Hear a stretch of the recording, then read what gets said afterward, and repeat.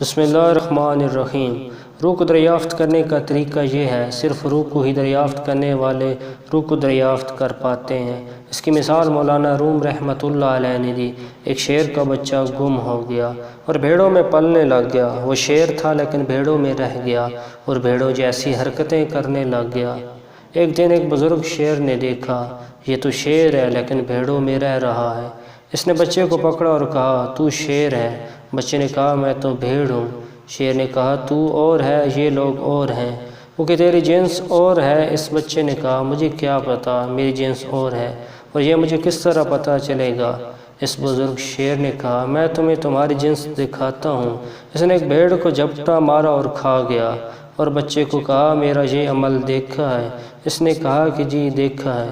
پھر وہ اس کو ایک تالاب پر لے گیا اور کہا، تالاب کے پانی میں دیکھو، میری شکل یہ ہے اور تیری شکل بھی میری جیسی ہے۔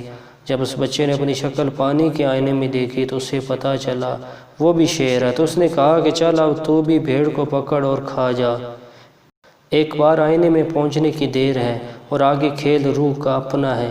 بس آپ کو آئینے تک رسائی حاصل ہونی چاہیے اور روح کو آئینے تک دریافت کرنا ہوتا ہے۔